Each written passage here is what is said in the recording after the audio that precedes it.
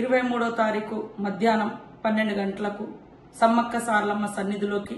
మన ముఖ్యమంత్రి శ్రీ యనమల రేవంత్ రెడ్డి గారు, వారితో పాటు ఇన్ఛార్జ్ మినిస్టర్ పొంగులేటి శ్రీనివాస్ రెడ్డి గారు, అదే విధంగా కొండా సురేఖ గారు, అడ్లూరు లక్ష్మణ్ గారు, మరి జూపల్లి కృష్ణారావు గారు, ఆర్టీసీ బీసీ శాఖ మాత్యులు సోదరుడు పొన్నం ప్రభాకర్ గౌడ్ గారు, మా ఎంపీ గారు, మన వరంగల్ జిల్లా ఉమ్మడి జిల్లా ఎమ్మెల్యేలు, మరి ఎంపీలు, ఎమ్మెల్సీలు, ఇతర కార్పొరేషన్ చైర్మన్లు కూడా అందరూ తరలి వస్తున్న సందర్భంగా ములుగు నియోజకవర్గ ప్రజలు, ములుగు జిల్లా ప్రజలు కూడా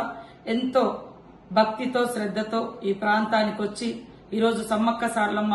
గుడి నిర్మాణంలో భాగమయ్యేందుకు వస్తున్నటువంటి ముఖ్యమంత్రి రేవంత్ రెడ్డి గారిని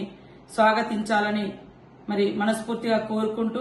మరి 50-60 ఏళ్ల తర్వాత గుడి మరొక రూపంలోకి వస్తున్న సందర్భంగా మేమందరం కూడా ఆ తల్లుల బిడ్డలుగా ఎంతో చిత్తశుద్దితో ఈ పని చేస్తున్నటువంటి ఈ కార్యక్రమంలో ముఖ్యంగా ముఖ్యమంత్రి గారు ఒక సమ్మక్క సారలమ్మ కొడుకుగా, భక్తుడిగా అనేక సందర్భాల్లో సమ్మక్క సారలమ్మ సన్నిధిలోకి వచ్చి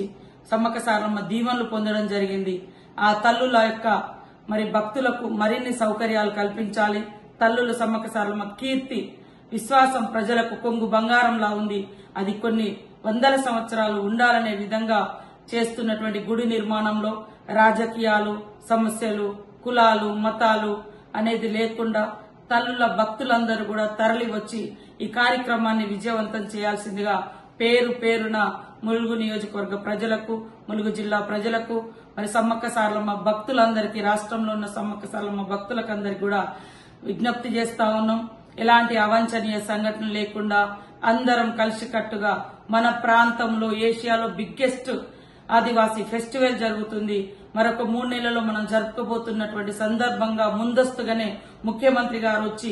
జాతర ఏర్పాట్ల గురించి గాని, గుడి నిర్మాణం గురించి గాని, మరి పూజారులతో కలిసి దేవుణ్ణి దర్శించుకొని, మరి పూజారుల యొక్క అభిప్రాయాలు తీసుకొని తద్వారా నూతన గుడి నిర్మాణ యొక్క వీడియోస్ ను కూడా, మరి ఆ డిపిఆర్ ను కూడా, మాస్టర్ ప్లాన్ పూర్తిగా పబ్లిక్ ముందు ఓపెన్ చేయబోతున్న సందర్భంగా ప్రతి ఒక్కరు ఇంత మంచి కార్యక్రమాన్ని ఆహ్వానించాలి. మరి అదే విధంగా మనమందరం కూడా ఈ సంతోషకరమైనటువంటి ఈ మహాఘట్టంలో పాల్గొనాలని పేరు పేరున విజ్ఞప్తి చేస్తూ అందరికీ స్వాగతం, సుస్వాగతం.